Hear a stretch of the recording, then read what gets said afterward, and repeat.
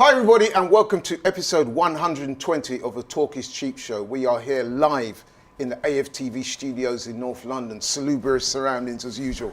And I've got with me two heavy hitters of the social media content business. First up to my left, Matisse. Come on. Listen, Chelsea man. Listen. There he is. This is it. First time on the show. I'm very excited, but this is a big game. It's not a sleeper. I'm looking forward to this one. Definitely. But we're going to come back to you in 1 second because we can't overlook my good friend here, social media icon, Mr. Curtis Shaw from Curtis Shaw TV and House. What are you saying, bro? Come on, bro. Mad. You know, I'm just quiet about this game. Usually I'd be hyped on smoke, but I'm just quiet. You know what I mean?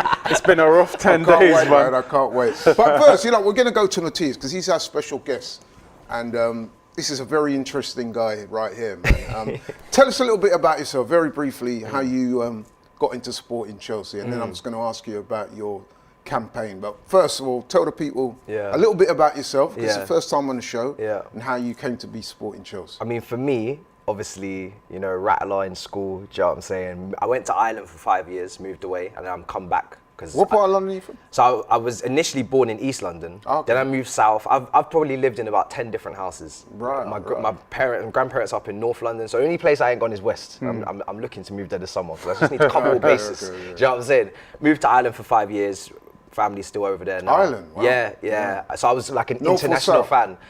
Southern Ireland, but in the countryside. Oh, okay, not even Dublin. Yeah. Like literally, just like I was the only black person in my whole school. Yeah. So it was like proper rural areas, like cows at the backyard and whatnot. It was mad. You could smell it. So yeah, it was mad. And then came back here, dropped out of uni. Called mum in Greece, was like, "Yo, I'm done." She was livid, but it's working out. It's a journey. It's not too bad.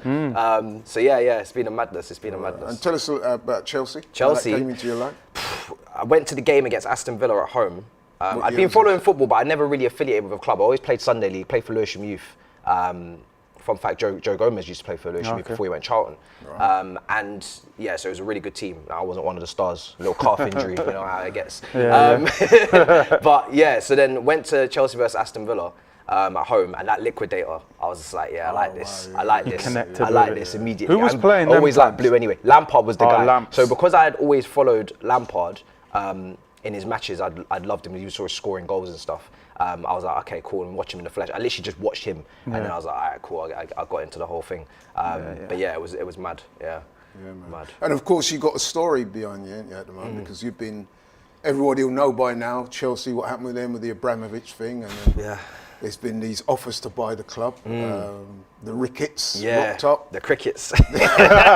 Listen. And my man here. They're not chirping no more. Tell us about that, man. Yeah, just so that you guys know, Matisse was instrumental in getting the camp. What was it? No to the Ricketts? No to Ricketts, yeah. That was your brainchild. It started on social media. It was trending, and you know, Chelsea were unanimous on it. Like in terms of a fan base, it was mad. There was only a few people, as always, but a lot of Chelsea's fan base were like unanimous against it. Chelsea Supporters Trust put out a survey. It was like a 77% no confidence, and then there was a little bit of not knowing, and then there was like 2 or 3% for yes. So it was quite unanimous.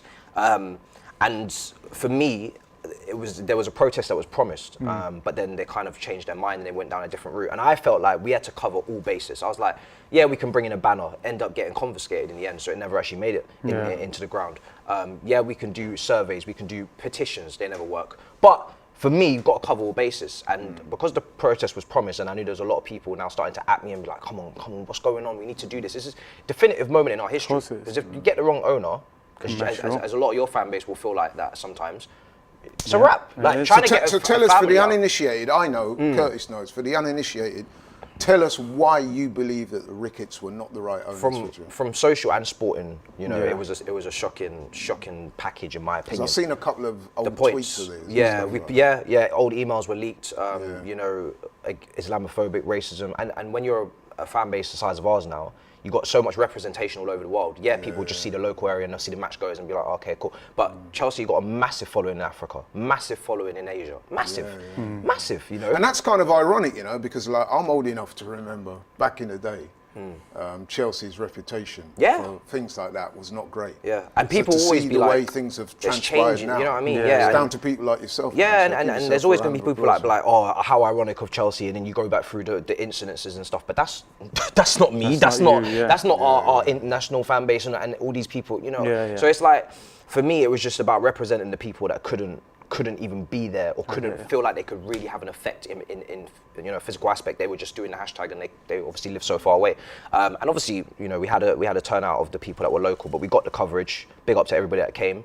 And I don't think it was us that stopped it. Of course not. It was a £1 billion deal. Apparently, it was infighting or disagreement of shares in terms of how much someone was going to have, how much control. But we spoke about that in our points, that there could be infighting as well. From a sporting perspective, this was one of the downsides, and the way that they'd run the Chicago Cubs. So it was just a package. Tuchel spoke about protests. It was just good to make sure that whatever we could do, we did it, and then.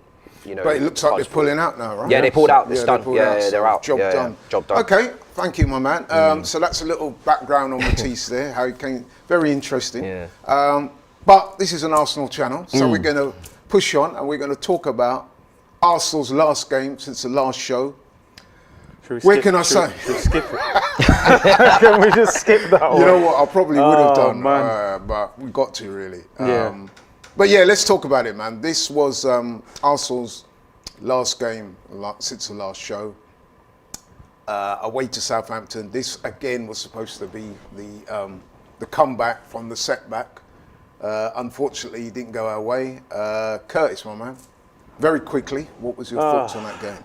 I mean, you lot slapped them the week before. That was probably the worst thing to happen for us because we were like, they just lost 6-0, but you knew they were going to be motivated to play against us. And, I think Arteta said that's the game we've dominated more than any other since he's been in charge, which for me is insane to say that. Having a lot of possession doesn't mean you dominated a game.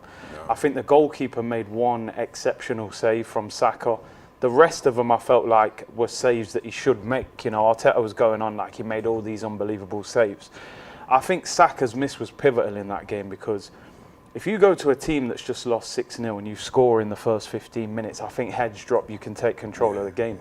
The longer that game was 0-0, they grew in confidence, then they nicked a goal. And they just sat back and just said, they went in a minute before half time. And then they sat back and said, are you really going to break us down? And we couldn't. And I think this is the first game I've seen Mikel Arteta look like he'd ran out of ideas. He took both full-backs off. We ended up with 2 defenders on the pitch. He put every attacking player on the pitch at once and we still couldn't break them down. A team that's just lost 6-0. So it was another disaster, to be honest. 3 defeats in a row. And like you said there, we had the lion's share of the possession. I think the stats were something like 76% possession that Arsenal had compared to Southampton's 24. I think it was something like 23 shots on goal to their 9. But crucially, as you said, Curtis, we couldn't get it across the line. And I have to agree with you on your assessment of the manager there. He looked bereft of ideas. Yeah. Normally you see him on the touchline and he's gesticulating and micromanaging almost. He did seem a bit flat. Yeah. You had a couple of conversations with Airport Albert there. He might have been asking what he was listening to. I need to listen to some of it. Oh my goodness. So it was another very, very disappointing day. And I have to say, not for the first time this season as well, I thought it. We started okay. Yeah. Like you said, Southampton, we didn't, take advantage of our early advantage in possession and stuff like that.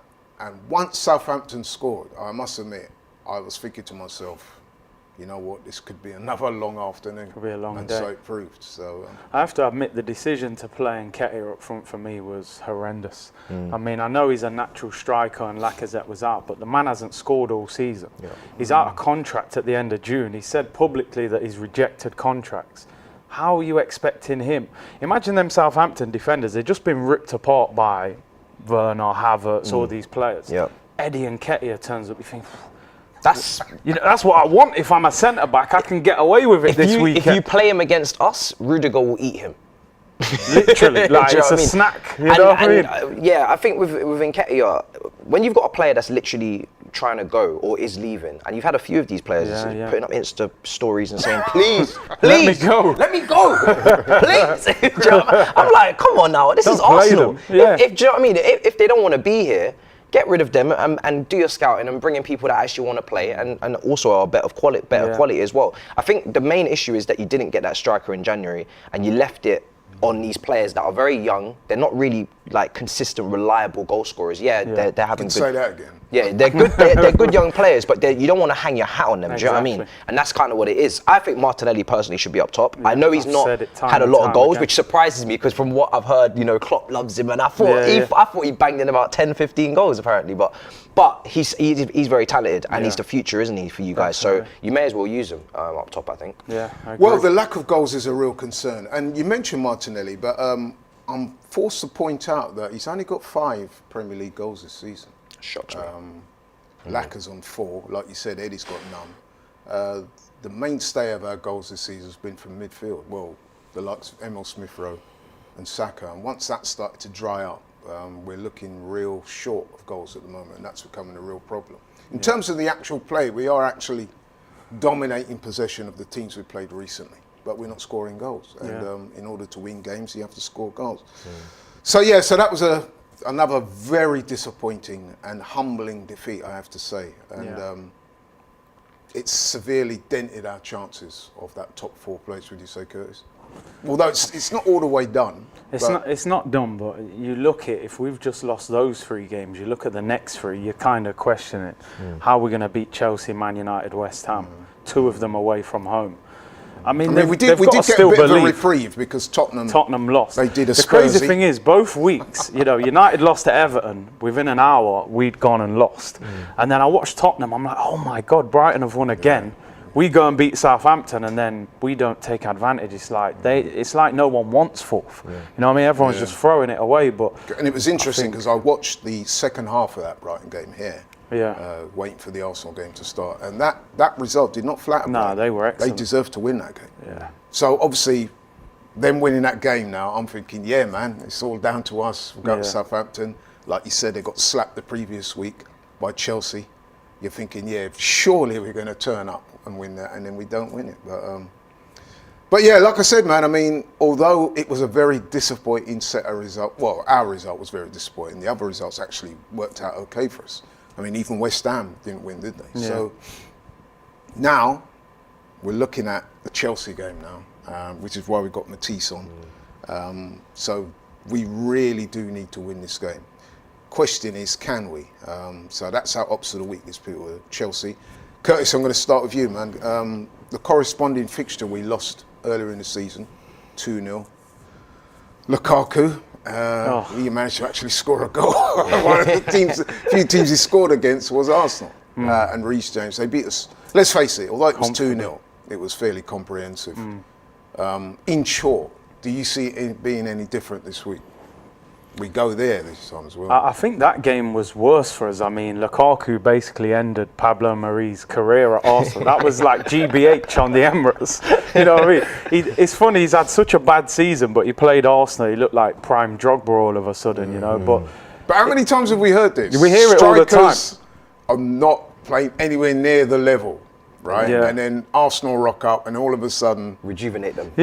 I saw that Mateta against you at the weekend. 50 minutes dragged off, did nothing against Arsenal. He looked unplayable. Like prime Ronaldo. Because I was worried about him because I'd seen your game against Palace and he was dribbling and causing problems. I was like, that Mateta guy is looking wild, and then he comes up against us and. I was like, who is this guy? Is this the same brother? Listen, we relaunched Christian Benteke's career. Remember that? I was like, what? We relaunched Christian Benteke's career at Palace. We actually got him a new contract. Because he was out the door, mate. And then Arsenal rocked up and the man scores and he's looking like prime time. But you know what it is? I think your defence, as good as they are in terms of their potential, again, it's an imbalance, right? Because you've got Gabriel, White, they're both quite young. There's no leader in there. There's no older, statesman of kind of like Premier League like experience or a winner. that you can hang your hat on and say, I'm going to get this, galvanise this defence together, organise and, distribute the responsibilities. Tierney was maybe the biggest leader, and he's injury prone. And he's young anyway. And he's young really. as well. So it's like Ramsdale's young, you know what I mean? Your right back that's out injured is quite young. Tomiyasu, sorry. Yeah, so it's like, it's not... I agree. Not what, and we all know defenders prime in their late 20s, early 30s. So I think that's a big issue as well. I mean, I was telling Laurie before that a friend of mine who plays in the Prem, I asked him once, like, what's it like playing against Arsenal? He's an attacking player. Please. And he said, you rough them man up. Yeah. He said, if you rough them man up, they don't want it. Saying it for 10 years. And I was like, yeah, we've been hearing this for so many years. You need that experienced leader, that Rudiger. Yeah. Dark arts, experience, knows that he can win a battle, and we just haven't. But just in terms of your question against Chelsea, listen, I know we're kind of down in the dumps at the moment, and everything would point towards a Chelsea victory, but we've got to take hope from what happened last season. We came to Stamford Bridge. I know the season was fizzling out a little bit, but I think we set up different. I think we played 3 at the back that game, and we managed to nick a win. Was it last season we took 6 points? You beat us at Stamford Bridge, you beat us at the Emirates, and then Lampard the FA Cup final. I mean, So that was a that's job. why That was a game that cost Lampard his job, in effect. The home game, cost him. Yeah, Oh, that was awful. that was one awful. of the worst. Tuchel was the manager for the second game. one. Yeah. So this is why we should be very motivated to beat you. I know we're comfortably in third, people will say, but if we really want to showcase why we are the 3rd best team in the league, then we need to take teams. I was going to say, that was going to be one of my questions to you. Just how motivated will Chelsea be? Obviously, it's a North London derby. It's a midweek fixture, so there'll be a lot of eyes on football, looking at that game. So it's not like, it's not a big game. It's always going to be a big game, but you've just qualified for the FA Cup final with a very good performance. Is there a danger that some of the players are going to rest on the laurels I hope a bit? not. Is there a danger that Tuchel might tinker with the team a little bit? I really hope not. Bring in because your Hudson-Odois and some of the guys are on the periphery. Hudson-Odoi is out, I think, still, but really shouldn't happen. It really shouldn't, because It shouldn't happen, We but, still have a month to the final. This is all we've got, is still to just finish off the Premier League season. yeah. Because you are going to get 3rd, aren't you? I mean, let's be You would honest. expect, but I don't want it to become like a conversation about whether we get 3rd. And I'm very motivated. I've just had a coffee. Do you know what I'm saying? With barely any coffee, if you know what I mean. Just pure sugar. Do you know what I mean? I'm ready to go, for this game. So do you get the feeling amongst the Chelsea fans? Definitely. the Chelsea proper fans effort? want this win. Yeah. Because we remember you man were chatting about That's 3rd. not good news. Yeah. You remember talking to us about a lot's changed in 2 weeks. I remember you guys a couple weeks ago. We're just 5 points behind with a game in hand, and if you take the 2 and carry the 1, I'm telling you. I remember I that. remember all of it. that. And we was Actually, like, that hold came on a around the second. same time when we were being accused of over-celebrating Yeah. wins. Yeah. How far away does that sound lot's now as changed. well? And we Man, were in all 2 like, we were all weeks. looking at you like, what? Are you serious? Are they disrespecting? Like, what? so we're like, okay, cool. So now, and like I just mentioned, our recent record against you is atrocious. Same with Man United. We have a terrible record against them. So even though everybody can see that we're the better team, we're not proving it when we play you. And that's really annoying me, because it's allowing room for doubt. And I was just sitting in this very studio with Culture Cam's Toby and Turkish talking about top 4 a couple of weeks ago, having a conversation. I was like, well, why am I sitting here? Yeah, you're thinking I shouldn't even be on we this were show. talking about title races a couple of months ago before, and now I'm sitting here talking about top 4 once for the 3rd or 4th year in a row. I was like, this has got to stop. The only way it's going to stop is if we actually show some consistency, try and close the points gap to the top, which is what I want us to do. 7, 8 points, something respectable where we can say we've actually made progress on Do you know points. the crazy thing? I was looking. I think you're 12 points off the top. I think you got a game in hand. Yeah, it's 12 or 11 or So something. that would be what, like 9 points. If Lukaku had maybe done what you expected, Maybe, you put a 15, 20 goal striker in there, that might have had you in the title what I'm race. saying, but so you're not far off. It feels like if buts and maybes Yeah, it is if every buts and maybes, season. yeah. And you know what I mean? So as Can I just ask you, we've spoken privately, but for the benefit of the people watching out there, what is your view on the whole Lukaku situation? Where do you think it went wrong? It's not working out clearly. Listen, if you ring up Sky Italia and you say, hey, because he booked it himself. He didn't even get his agent to do it. I admire the hustle. Wow, I did not He's an know. entrepreneur, that man. Yeah, Do you know what I mean? yeah, Like, man. listen, I did not know I'll that. get it done. Yeah. Booked the interview, you know what I mean? So he arranged that himself? He arranged it himself. So obviously he had a lot to get off his chest He then. did. His team didn't know about it. His friends didn't even know about it. They just saw it go out and it's like, yo, Ron, what's going on here? Same with Tuchel. Yo, Ron, everybody's asking Ron what's going on. He's like, I don't know. I did this months ago. Do you know what I mean? But that's where it all went Sounds wrong. like he's like almost pining for a long-lost girlfriend. Yeah, 100%. He was trying to win back the love of the Inter fans, and then he lost the love didn't want him. of his Chelsea fans. There was a lovely analogy about this in the space, and they were talking about, you know, flirting with your ex when you have a wife. And now you're divorced, and your ex is still your ex. So you've got neither one. Yeah, he killed two birds with one stone, and that's where it all went wrong, because his performances, actually, I remember he played a good game against Brighton and a good game against Villa, I believe, and then the interview dropped, and then he was dropped for Liverpool, and then he never recovered. And then now the blue tinted glasses are off. I was making videos with sunglasses on, with kazoos, balloons, confetti. Lukaku's joined. I love this guy. The dreads are out from when he was 18 in the Anderlecht shirt, touring Stamford Bridge. Our long lost brother. We're doing all the propaganda we could possibly do, making him feel loved.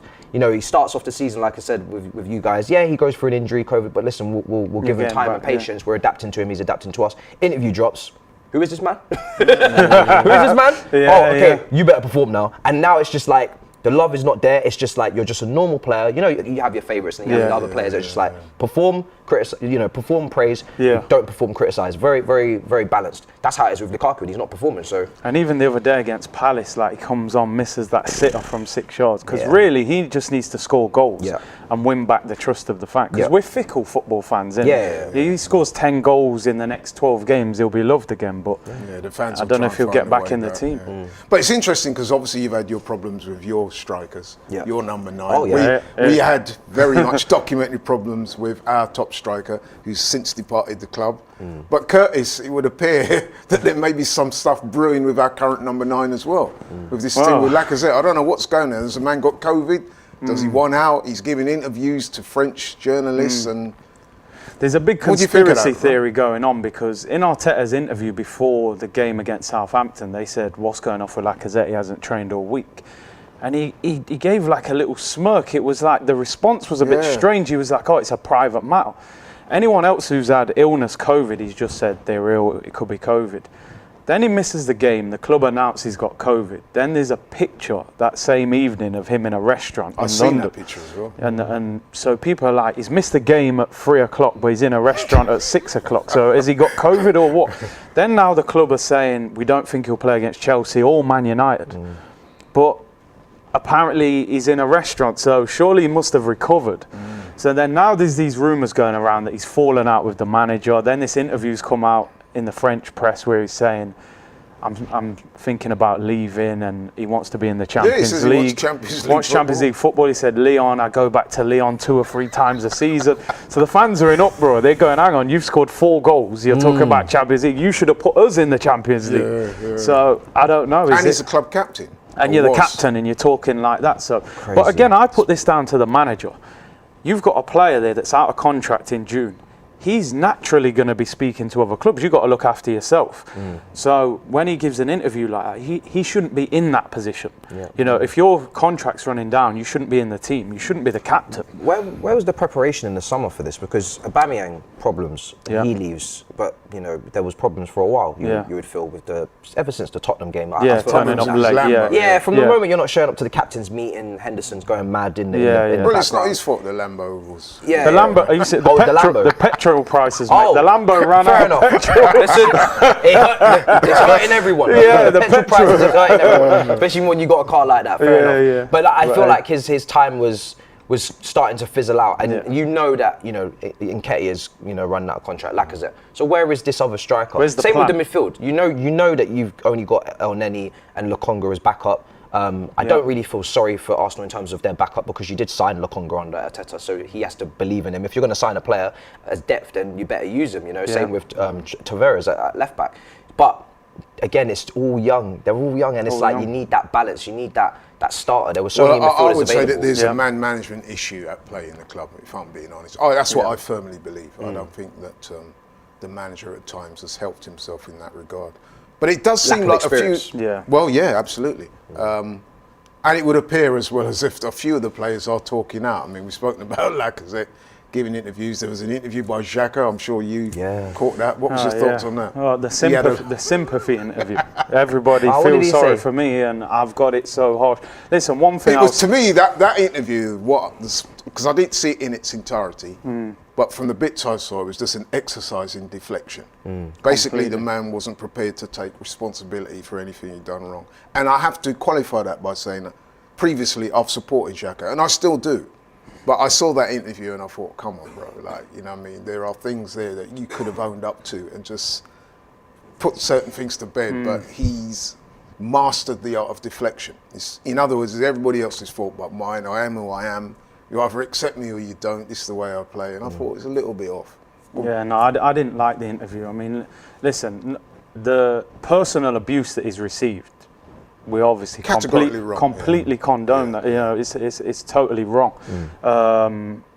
But did you say completely? Yeah, condone? no, don't condone that. Condemn. You know, scrap that. Yeah, scrap that. Condemn. If that wasn't like we could cut that. But Yeah, condemn. No, but then the other stuff from the footballing point of view, like he had an opportunity there to try and amend the issues that he's got with the fans, and he kind of lit the fire even more. He was like, I still get annoyed when I see those fans' faces when I walk down the tunnel. He said the same people are sitting there that was criticising. It's beef. I'm thinking, bro, you took the armband off and told these man to F off. You're lucky to be at the club. He spent the whole summer twerking for Mourinho, talking about Italian and this, that, the other. And then, let's be honest, the guy's not a particularly good player. Should have sold it. I think you should have sold it. Let's just be honest. If you're a top footballer, we might accept a bit of an attitude. You're a bang average footballer. I think you're being a bit harsh for calling him bang average. He's bang He had a average. good game against France. He's bang average. Yeah, for Switzerland. He wouldn't get in any of the other big No, he clubs. wouldn't. You I know think what I you mean? can personally improve on You don't him. think he'd get in Chelsea's team? Do I have to go and He wouldn't even get on your bench. again? He wouldn't even get on your bench, would he? Let's be real. Let's be honest. Gallagher's out in Palace. I'm still taking Gallagher over him. Gallagher shut him down last week. Yeah, I know they're different players, but for what I'm looking for in midfield, I'm not taking Xhaka personally. He's not a DM, but then he kind of wants to play in that secondary midfield role where he's expanding his passing range and whatnot. But for me, he's not your Cesc Fabregas with the ball, with the passing, and he's not particularly mobile as well. So for me, I just feel like there's just too many flaws in his game, and you can improve on this. This is not someone that. With everything that's happened, again, I feel like he's part of the cleansing, the clear out, just to get fresher faces in there. But you have to. But you know what, Mitchie? You say that, and I hear a lot of what you're saying, and Curtis is well chronicled in what he said about Xhaka. So I have empathy with that. But if you look at the stats, if you take Xhaka out of the team, we are actually performing worse. But that is a statistical fact. Is that because you have no quality to replace him? Is that the lack of depth, El Neni, Lokonga? Or is it because he does things that, maybe to the untrained eye don't seem that much, but he does bring that certain stability Since we've signed him, physicality. we've never made Champions League. And that's your engine room there. Yeah. Do you know what I mean? I feel like you guys, you lack quality depth. And that's why this season, you not being in Europe is really helpful. Because I think if you had been West Ham in Europa League going into the deep stages like you usually are, that's lack of squad depth, that rotation from Thursday to Sunday, those results, you could have seen a little bit more of a drop off. I don't think you'd be in the top four conversation as much as you are. You'd probably be dwindling around a similar position if you add Europe into your fixture list, considering when you bring in these few injuries now you're having, and you bring in these backup players. We're talking about Lokonga, El Neni. These guys they're not anywhere near of the level needed. And then on top of that, they're not motivating and giving an extra push to the players that are starting who can get comfortable and say, how can Saka and Smith Rowe at their young age be looking over their shoulder and be looking, what's this? I am the leader. I am the truth. That's crazy. At your young age, you should have ridiculous competition for your place and really have to work and grind. Look at what Diaz has done for Mane. He's literally rejuvenated him. He's pushed it. It's a process. Yeah. I love that word. I love that word. That's the Arsenal word. Let me come back to you. Let me come back to you. So, Lacazette's. Xhaka started off, he gave his interview, and people were looking at it a bit perplexed, thinking, what? Yeah. You're thinking, come on, man. Lacazette's interview that we're now learning about, it's a little bit iffy, to say the least, and what's going on there. It'll be interesting to see how that transpires. And then, of course, today, I switch on my phone, and lo and behold, Eddie's giving an interview recently where he's talking about, he's been a bit frustrated, which, you can understand him not getting many minutes, or as many minutes as he thought he would get. What was your thoughts on? I don't know if you've seen it, but I'm sure you've seen some of it. I've only seen some of the clips of it, but sometimes you think to yourself, man, like, you're so lucky to be at Arsenal. Because let's be real, and I said this the other day, I don't think Eddie starts at one team in the Premier League. Wow. And I'm being honest. Or even Norwich. Timo Pukki's got 10 league goals. I don't think Nketiah's better than him, if I'm being real. No, I think he'd have to, I would agree. Listen, he could go to Norwich and be on the bench. He could go to other clubs and be a squad player. But I don't think he starts at any team in the Premier League. But let me just interrupt you very briefly there to say, and this is fact that we know now, that both West Ham, Palace, teams that you mentioned there, wanted him. And we didn't let him go. But let's be honest, if he goes to West Ham, you're just energy when Antonio's tired. He is though, isn't he? He's not going to start over Mikel Antonio. Praise. You know, so sometimes you're back up. I mean, they got a lot of strikers now, aren't they? He would be in the mix, but I don't think he'd be their number one striker, even there. But do you think Mateo's better than him now? Mateta, sorry. Well, he looked good against us. Edward, he's not bad. He gets into the mix. He'd be in the mix, but he doesn't. He doesn't like rubber stamp. No. You know what's probably going to happen with Eddie, don't you? He's going to go to another club and he's going to look a better player than he did for us for whatever reason. Maybe. But it's also maybe less, it's because less he's pressure. getting more minutes, maybe the less pressure. But you know, he scores goals for England for fun, doesn't he? There's definitely a talent there. There is a talent there. I think we need to learn actually from Chelsea how they handle their young players. They get them out on loan very quick, get that experience in the men's game. Then you either come back to the first team or they're sold for big profit. Where Eddie, a lot of our youngsters, they haven't been on loan or they've been unsuccessful. He looks like, to me, a prime player that's done well in under 23s, but can't bridge that gap to the first team, you know, which I think Arsenal need to work on that. But I'm very worried that he's going to go elsewhere and start looking like a player. I'm not worried about that. I'm not. Like, even if he goes to Palace and does half decent, fair enough. That's probably your level. He's not Arsenal level. He's not the answer. He's not the answer. Okay, so let's go back to the game question then. This Chelsea game. As I said, we're coming off the very poor run of form. 3 straight defeats, 4 in our last 5. Can we go to Chelsea and get something and get this top 4 run back on again? For me, I think Arteta's got to do something different. I think if he turns up at Stamford Bridge with his same formation, same team, I think it's a long, long night. Because I think you've got to do something different. We were saying there maybe Martinelli up front, because I think Rudiger against Eddie and Nketiah is just a complete mismatch. And at least with I'd love to see it. At least with Martinelli, you've got a runner, somebody that's going to play on the shoulder. He's quick. At least scored a very good goal against Chelsea. So I remember it went viral. It went viral, you know. So I think do something different. You know, I wouldn't even mind seeing a Pepe come in for this game. You know, Smith Rowe's been poor the last few games. Yes. And if you're going to play on the counter, that could work for Pepe. Because most of his goals at Lille was all about, I mean, we have similar Werner. Counter attack, running in behind, last man, scored a lot of penalties as well. He wants to be a goal scorer, that's his thing. Well, that's at least what I'm guessing you guys paid for. So on the break, where I'm guessing when you come to Stamford Bridge, you're probably going to sit a bit deeper. Sit back, it makes sense for you to do that. I'm not going to lie, tactically, because we don't like trying to break teams down. If you come out and, you know, try and go toe to toe with us, then we've got space to manoeuvre and get in behind. So Pepe, someone like Pepe, I don't think he's really that good, and I feel like for the money you paid, you're not getting anywhere near that. But he can, in certain situations, help you out for sure. And in a situation where you have problems going forward and you don't have many options and you're not scoring goals, he should be getting more minutes. Do you know what I mean? At least see what happens. He might come in and be really motivated to try and, you know, kickstart his career again at Arsenal. So I think it's. I don't think he had anything to lose by playing Pepe. Yeah. So you're saying that you would maybe try that? I'd play Martinelli through the middle, and maybe put Pepe out wide with Saka. But I can't see him doing it. I can't see him doing it. He just doesn't seem to trust Pepe. I suggested on Big Six that Saka should play at left back while you're having these issues. I know he's been your big guy going forward on the right wing, but you do have Pepe that can go on that right wing, and Xhaka or whoever's out on that left-hand side, you know, Tavares has been suffering for confidence. When Saka was, because I know Saka's played a lot of different positions, when Saka was over there, he was doing a pretty good job on the overlap, and he's good down the left-hand side as well. He scored a few goals, I think, for a period on that left-hand side. So it just gives you that extra dynamic going down that side, and then you've got the more defensive Cedric on the right. You can go to a back 3 and he can push into the wing back role. There's so much you can do. Do you know what I mean? Mikel Where Arteta, you're just, I just don't get taking Xhaka out of midfield like he did a couple of weeks ago. No, that clearly does. And then just putting him at left back, and then midfield just was like a gaping hole. I was like, what's going on here? This is crazy. Against Southampton, he moved him back into midfield, put Tavares at left back. So I would imagine he'll stick with that. Probably. I get you on the Saka thing, but if Saka can walk, he will play him. Like sometimes he's got no energy left. He won't take him off, and he always wants him in the attack. So.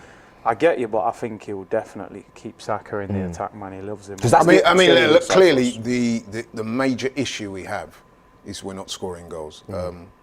I would say, like, if you have a team, you're not scoring goals, the minute you go a goal down, you can kind of see where the problems are going to be. Are we going to get 2 goals to win this game? You start to think to yourself, you know what I mean? So, but let's talk about Chelsea briefly. So.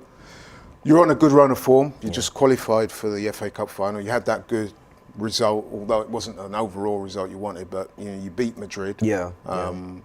You beat Put some Palace. respect back on the badge. Yeah. That was a good performance. Your last 5 Premier League games, you've won 4 of them. You lost 1. You did lose to Brentford, so that gives us at Arsenal some hope. Yeah. And they did go there and slap you. It was a slapping, but we have a customary slapping against a relegation team at home. We did it with West Brom. Is that what you're putting it down to? Helps. Yeah. I remember the West Brom one. Yeah, they came and slapped us 5-2 at home, and we was like, "What's going on?" Like we was generally, when you watch a game of football and you can't even get angry because you're just that confused. You're like, So my point is, quite often watching Arsenal. So my point is, you're not invincible. No, God no. By any means. Teams can go there. See how you got that in there. Yeah. That's what we've got, Arsenal. Yeah, well, this is what we got. Robbie, bring the gold trophy out. He just walks in with the gold trophy. He's just like. But you know what? I honestly think that this is how we got to approach this game. We got to go there believing that we can get something, and based off the fact that the likes of Brentford can go there and beat you, not just beat you, but beat you handily. Should at least give our guys some encouragement to say, well, listen, man, we are going into the lines then a little bit, but they've been beaten there before. We've beaten them there before. Yeah. We can go there and do it again. What kind of team do you think Chelsea will put out, given your cup final exploit? After last week was such a draining week, I'm very worried that we might do a bit of rotation now. A little bit of rotation is fine. When Chelsea do too much now, we've seen this season when we've had injuries to Jorginho, Kovac and Kante in midfield.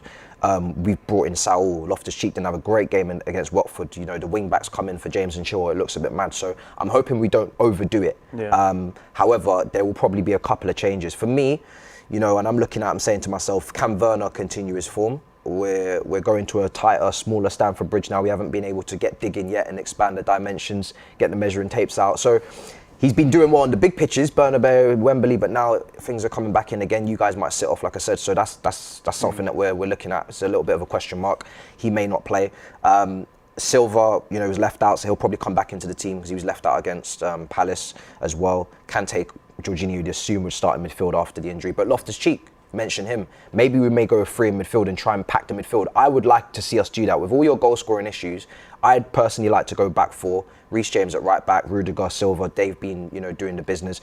Give Jorginho that extra couple of bodies around him in midfield and go, maybe a Ruben and a Mason in the 8s, because it worked in the second half against Palace. We were a lot more threatening.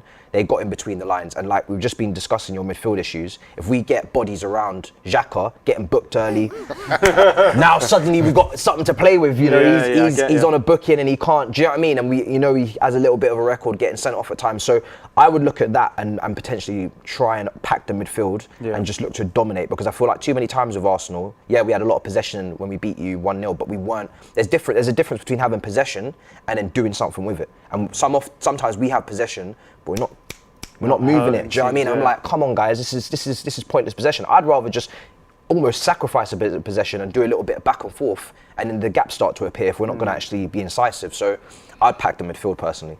Right, just before I've got another question I wanted to ask you, but before I do that, just want to read out super chat from Alexander B. Thanks for the super chat. He said, I'm beyond hoping Arteta will pull it out the bag and win big games. I'm losing interest with Arsenal. Once you lose, hope you turn to apathy. Sorry, once you lose, I think what he's trying to say, the hope you have turns to apathy.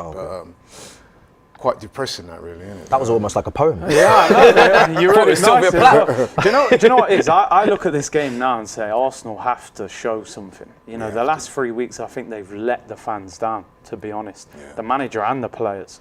Would you say that, I don't know, yeah, I see where you're coming from, but I don't see there being a lack of effort there, not in the Southampton game. We did try and win it. I mean, It's just that listen, in front of goal, we just weren't good enough. yeah, but Sometimes the lines can get blurred a little bit there. But I think with the 3 games collectively, I Collectively, think yeah, to it's been Palace very we were like, disappointing. you know what I mean, we just got swept away at Palace. I think Brighton, until we were 2-0 down, we didn't wake up. It's as if they thought Brighton, sunny afternoon will beat them. Before they knew it, they were out of the game.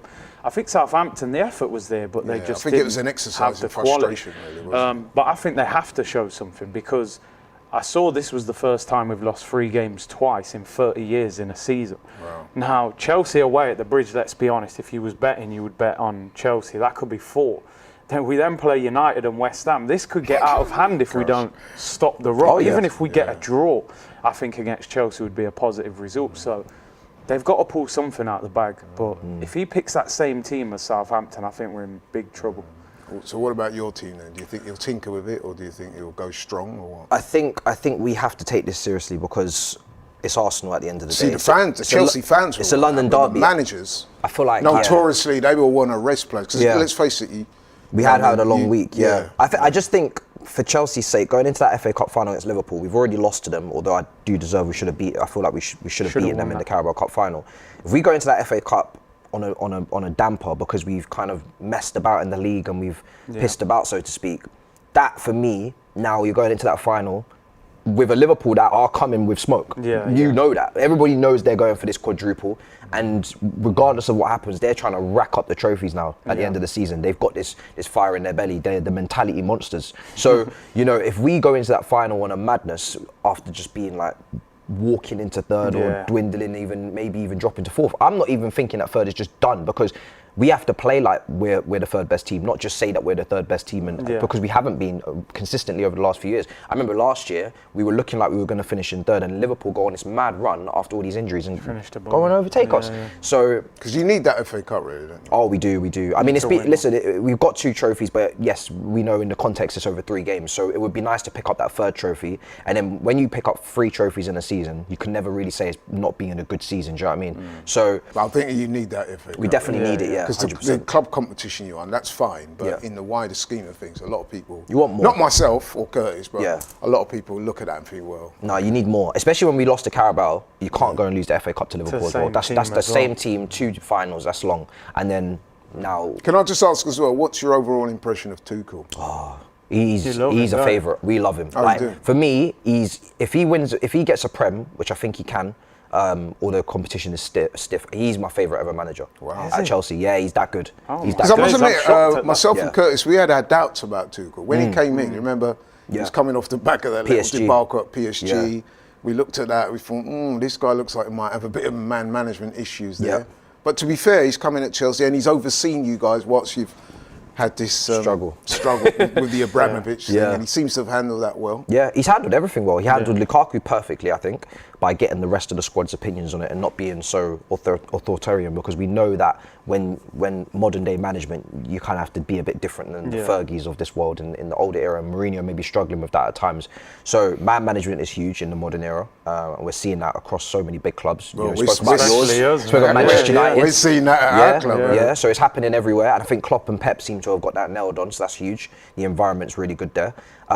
He's picking up the trophies as well. He's getting to the finals. Can't win them all, of course, but he's getting us to the last stages of the competition. Are you not a little bit disappointed though that you didn't make a more meaningful challenge for the title? I can handle that, because it's the first full season, and I think there does need to be a bit of patience. I don't like using the word project, but do you know what I mean? What about process? I don't like using the word process either.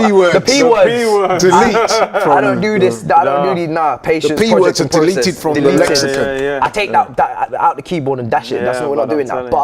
But it's his first full season, and to put it into context, there has been a lot going on at the club. We haven't got what we expected from our big signing, where we kind of sold half of Cobham to bring him in. And Pep and Klopp, they've made their name already. They're established in this league, but they didn't just do it in the first season. Pep finished like 3rd, way behind Chelsea's Conte. Klopp obviously had a much worse team, understandably, took him some time. So it's the first full season. We have to understand that we can't just come in now with a new manager and just win the league like we used to. We actually have to build, and that means putting a sporting director in and giving him some help with recruitment, seeing the scouting system, and not going through managers and actually saying to ourselves, right, the reason why Pep and Klopp have got their squads is because they're able to now bring them together, and they've been there for a while, and everybody fits for their system. Not taking Conte, Sarri, Lampard's players, putting them into one team and saying, Tuchel, what you got? It's not his players, do you know what I'm saying? He's dealing with other people's players. So we just need to give us some time. Another question for you. So from an Arsenal perspective, who do we need to worry about when we play you this week? Who are the guys that are red hot form? Just before you speak, you know, a player I like in your team is Havertz, man. Yeah. He's a very cultured footballer. He seems like he's got time on the ball. Very he understands. Calm. For a young player as well. And he steps up in the big moments. He's got a lot of big goals for Chelsea. If anything, we just need him to stat pad a bit more against the smaller teams, just to inflate his statistics for them sofa score ratings. That's all we need. Do you know what I mean? The guy to watch. That's a good question. I think if Ruben starts with your DM situation, because there's no real DM there, is there? Lokonga's not a DM, Xhaka's not a DM. If Ruben, because Ruben right now is kind of like trying to save his Chelsea career. Loftus-Cheek, right? Yeah, Ruben Loftus-Cheek's trying to save his Chelsea career almost, and he's really on the fringes, and Gallagher's doing what he's doing at Palace, and there's talk of a new midfielder. It's very uncharted territory for his future right now. So he is like trying to muster this end of the season hurrah. You know, I made this point, deal or no deal. You remember that show? Yeah. You get to the last box, it's 250 grand or it's 1p. And Ruben's just said, open the box. Yeah, I don't care about your offer, Tuchel, of 60 grand. Open the box, and that's what it is. So right now we're just seeing what happens, and if he gets some opportunity to cause havoc, he could be dangerous. Do you think Lukaku will play? Or do you think I wouldn't. I'd go off the bench. I think he might be tempted to play me now, given that he could play him. He could play him because Kai's been playing a lot recently, and I can definitely make a case for it. I just feel like every time he plays, he doesn't really feel part of the team. Every time he comes on, it's like we've just got this stranger on the pitch. It's like one of the fans who just come on and just be like, yo, what do we do with this guy? We don't know what we're doing with him. He doesn't know what he's doing with us. Yeah. It's just not working. So you think he'll go with a strong team? Yeah. Has to. And he won't tinker too much. I hope not. I can't guarantee and of course I'm going to ask you what you think the result will be. My prediction's going to stay at 2-0. I've been saying it and I'm going to stick with it. I think we can keep the clean sheet against you guys with the attacking issues, and then I'm hoping for a couple of goals. Southampton did, I'm sure you think. So you seem very confident, I must say. And I can understand why you would do. Yeah. Curtis, my man,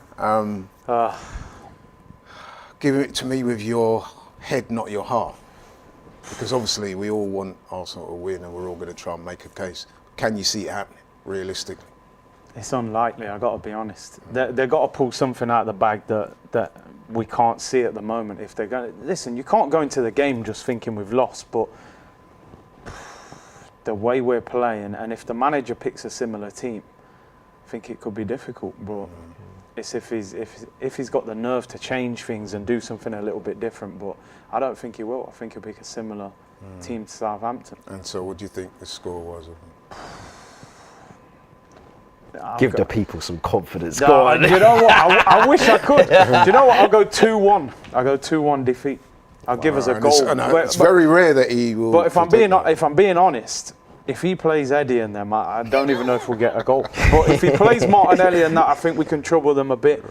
I'll go for a 2-1 defeat, and it's painful for me to predict a defeat with a Chelsea fan sitting next to me, but I got to keep it 100, man. I can't see. And do you think that Champions League remains a possibility? I guess if we lose, then probably not. But at the moment, do you still think the Champions League is not impossible, because this is our game in hand. Even if we lose this, we're 3 points behind Spurs on the same games. I think they've still got to go to Anfield. They've got a couple of tricky games. They've got to play us. We'd still have a chance, but it'd be difficult. I think we'd have to beat Man United on the weekend to keep us in it. But you think European football remains a possibility? Yeah, but the problem is we could end up Conference League, Europa League, Champions League. I don't know which one. So probably Europa League, I reckon. Most likely. That's starting to look more realistic from our perspective. Keep your Thursdays free next season, people. Well, as far as the predictions go, I'm going to buck the trend, but only slightly. I'm not going to go all the way there. So I think that we're coming off the back of 3 straight defeats. Things haven't gone our way as well. Let's be fair. We didn't get much luck against Southampton. We created a lot of chances, but didn't take them. I'm thinking that in this game, we are going to get a goal. And for a while, we're going to be on cloud 9. And then I'm thinking Chelsea are going to come back. So I'm actually thinking we might score first against Chelsea. But unfortunately, I can see Chelsea scoring. So I'm thinking that it's going to be a draw, 1-1. But even that, I'm being like optimistic. Massively optimistic. Trying to give the people I some can hope. see your eyes as I, you're don't, saying it. I Like, have to be honest and say I don't have total belief in that prediction. But it's just the way things have gone for us recently. Nothing's gone right for us. So I'm thinking At some point, you expect a response. There's got to be a That's what response. I'm worried about. Like, and at some point we're going to get a bit of luck. You never know. And sometimes these games are the ones that force you. You think Exactly. Southampton, but you know it's Chelsea. Everyone's watching midweek. Yeah. You have to put something there to show. And let's be honest, man. The guys are only human. Chelsea, we've had 2 hard games back. When I say hard game, the Palace game wasn't that hard, really, was it? But 2 high-profile big games back to back. A lot of mental energy would have gone into those games. You've beaten Madrid. You didn't get the overall result you wanted. You got through against Palace. We're turning up. We really need it. Yeah. Whereas Chelsea, it's not really going to affect their league position if you don't win.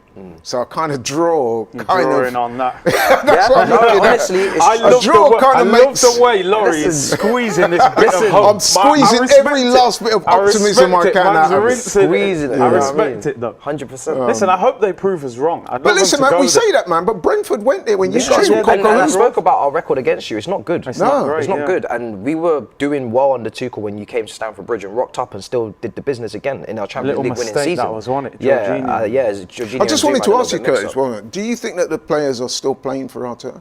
Because I think they are. Yeah, no, I think they are. I think they are. So that gives us a little bit of hope. I think they are playing for Despite our reservations we have, some of the things he's done or not done as a manager, I do think that they're young guys and they are committed to the cause and they are playing for him. So I think little things like that can... It's just down to experience, because now you're coming to the crunch time of the season and most of your top players are your young ones. And they've never been in this position before. Their manager's never been in this position before. Plus they got the Arsenal fans, loads of pressure on them. They're starting to dream of the theme song. Everybody's banging their heads, listening to the music. And next thing you know, everybody's like, "Wow, this is a lot of pressure. This is Arsenal. We're at damn." I think they're starting, because Arsenal for a few years now, there hasn't been enough pressure on them. It's kind of been like, we're building something. When you need to remember what club you're at. Arsenal Football Club. There's pressure at this football club. It might not have been recently, but now you feel it, because it's a very good point. This is the first time they're properly competing for the top 4. It's been eighth. What was it? 5th under Emery was probably the last time. A lot of these players weren't here for that. Now they understand what's going on. At the carpet. Do you know what I'm saying? I'm telling you. It's crazy. This is it. So Got another super chat here from Benny. He says, Arsenal won't make top 4, but at least USA beats England in November. Let's talk about the World Cup. That's, we'll think about that. That's a long time away. Pulisic will be there, no doubt. How's he doing these days? I think Pulisic he's very inconsistent these days. Yeah, he's on the periphery, isn't he? 1 minute we're saying, oh wow, this is the player, come on, this is it, and then he just disappears again. And it's part and parcel of being a young player, part and parcel of being injury prone. But I remember when we played you in the FA Cup final. He was their danger man. He was, and he went off, didn't he? Yeah. And I remember thinking to myself, if he stays on that game, it could have been different. He was our talisman. I remember thinking to myself, I'm not wishing that on anyone, but you know what? When you see him come off, you thought, that gives us a chance. That provided us with some impetus. But listen, man, thank you very much. I should just say in closing, I meant to mention at the start, on our news and notes, there was a couple of bereavements in football. I think it would be remiss of me not to mention the Arsenal chief scout, Raul. He passed away, and we know that he was responsible for scouting guys like Tony Adams and Ray Parlour. He passed away. And then we heard recently about Ronaldo. His son, He lost his twin son. The daughters made it, but the son, so that's very sad. In music, DJ K-Slay. Man. You must have heard of him, right? Hip-hop legend. Drama I know some people out there might not like it, but it's a big name. Passed away yesterday, so obviously we send our condolences to all the family, friends, and people who know those people. So, I thought I'd close the show by mentioning that. But listen, Matisse, thank you very much for Pleasure. coming Thank on you. the show Quality, today. Thank you. Tell the Thank you. people where they can find you on social media. Yeah, I mean, MAH, you know, maybe, especially because this is Arsenal, maybe the next couple of days is, you know, it's a difficult time potentially to watch my content. Potentially. Yeah. I'm not saying it's definitely not, it's not over. Obviously, we have to see what happens, but potentially. But MAH on YouTube is where you'll find me, and then Matisse Armani on all socials. Yeah, it's been a pleasure. Good to be on here for the first time. And First time. Yeah, First I've time. enjoyed it. It's been great. Thank you. When we beat you, we might have you back next week. So we can See, now suddenly I'm not so easy. now he's firing My phone's off. I didn't charge my phone. I'm sorry, all these things, yeah. And Curtis, tell the people know for where the, I'm at, man. the 120th time where they can find you on TV social. daily, I'm there, people, I'm there. Okay, guys, listen, thanks very much for tuning in. Truly appreciate your support. Keep the show interactive. Let us know what you think. Big game coming up against Chelsea. We must win this game. I would say we're going to play European football of some denomination, but quite which it is, we still don't know. But if we are going to make a proper push for the Champions League place, we do need to get a positive result, Chelsea. I would say we have to win, but, you know. If I was to ask you a final question, if I was to say you can guarantee UCL football, but you don't know which UCL is, would you take it? You know what? I'm going to throw it over It to could be Curtis. Conference Yeah. League or Champions League. But you're getting UCL. I promise you What, that. flip of the coin? Flip of the coin. You see, I've got mixed feelings on the Champions League because I think, like, so for example, when Wenger was in charge, we were qualifying for the Champions League, and invariably what would happen is we would go at the group stage, or if we got through the group stage, we would Bayern meet Munich. one of the better teams, and we would get 5-1. battered, or we'd You'll go remember out that night. in a very Remember that. tepid performance. And to be quite frank, I actually got bored of it in the end, you know what I mean? And I was one of those who was saying, you know, maybe not being in the Champions League will give us a chance to build and come again. Unfortunately, it's not quite happened that way. So, yeah, I would love Champions League football. And I think, listen, there is still a chance. But if I'm being absolutely realistic and true to myself, which I like to be, is I think it's looking more like Europa League football. I hope it's not the Conference League stuff. I think losing out to Tottenham, that's That's Well, what, that's- that's what that makes is- it unacceptable yes. in my If it was opinion. Manchester United, I feel like said we would the give same thing. you know Yeah, I everyone a think that's bit an more excellent slack. point, Tottenham, they Yeah. were also in a position of madness at the start of the season with Yeah. Nuno, and they're also seizing the opportunity. So if they seize it and you don't, January Kulusevski, Bentancur comes in. This is where Do you know what? Before we go, conversations get uncomfortable. I've said many times, for me, if Arteta doesn't get top 4, I'd let him go. What's your opinion on Arteta as a Chelsea fan? I think he's an average mid-table manager who's way above his station. If you're talking about size of and magnitude of football club to manager, I feel like you could do better. And I think when you got Ten Hag coming in, Conte's coming, Tuchel, Klopp, Pep, is he able to compete with these guys with European football next year and make top 4? If you don't make it now, for me, no chance. So if he doesn't make top 4, I would be looking at this and saying he's got to go. Because you've had 2.5 seasons, 8th, cool. The next 8th, mad. You're underperforming now. And then because now you underperformed, now if you finish 6th, everyone's like, okay, no, you underperformed. Now the standards are so low that this looks like an overachievement. It's not. You should have been 6th anyway. You should have been going for top 4. That's how I do the maths. Was you talking to each other before No, you it's just came? maths. I didn't know. It's just maths. I said the same thing to You've Turkish. represented me so well here, It's by just, the way. it's You just think you're maths. talking- If this is a process, Yeah. you know, 8th, 6th, 4th. If this is a building site, you don't give the project to someone who's never done it before. Everyone talks about time and Klopp and Pep. Bayern, Dortmund, Mainz, Barcelona. Are we just going to pretend like they don't have CVs? Arteta has never done this before, so he's learning on the job. But listen, every student, when they do their exam, if they get bad grades, it's a wrap. That's how it goes. If you guys are Made it serious. abundantly clear. If you guys are serious though. I happen to think slightly different. I think that, well, you know what it is? I'm just thinking out loud that they're not going to get rid of him. No.